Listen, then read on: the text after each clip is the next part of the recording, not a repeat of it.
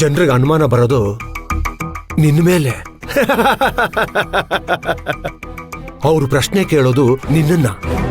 ನೀನ್ ಅದಕ್ಕೆಲ್ಲ ಉತ್ತರ ಕೊಡ್ಬೇಕು ಭಾಗ್ಯ. ಅದು ನಿನ್ ತಲೆನೋವು ಭಾಗ್ಯ.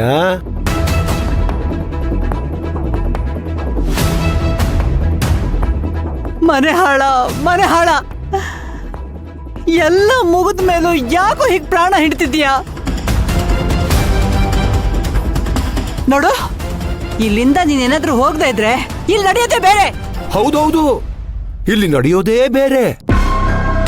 ನಾನು ನಿನ್ನ ಸುಮ್ಮನೆ ಬಿಡೋದಿಲ್ಲ ಭಾಗ್ಯ. ನಾನೇನ್ ಮಾಡ್ತೀನೋ ನನಗೆ ಗೊತ್ತಿಲ್ಲ. ಈ ಡೈಲಾಗು, ಈ ಕೋಪ ನಿನಗೆ ಸೂಟ್ ಆಗಲ್ಲ ಭಾಗ್ಯ. ನಿನ್ನ ಅಸಹಾಯಕತೆಗೆ ಆಕ್ಸಿಜನ್ ತರ ಇದನ್ನೆಲ್ಲ ಹೇಳ್ಬಹುದು ಅಷ್ಟೇ. ಆದ್ರೆ ಒಳಗೊಳಗೆ ಉಸಿರು ಕಟ್ತಾನೇ ಇರುತ್ತೆ.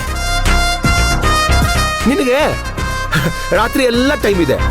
ಜನ ಕೆಲವು ಪ್ರಶ್ನೆಗೆ ಏನ್ ಉತ್ತರ ಕೊಡ್ಬೇಕು ಅಂತ ರಾತ್ರಿ ಎಲ್ಲ ಕುತ್ಕೊಂಡು ಯೋಚನೆ ಮಾಡು.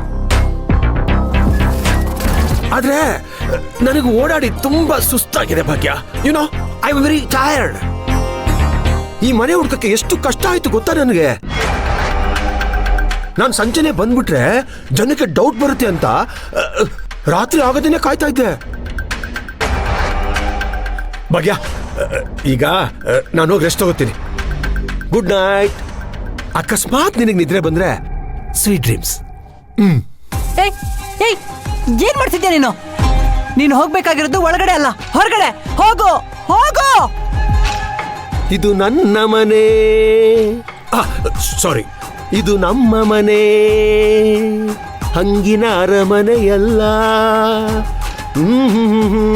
ಲಲಲ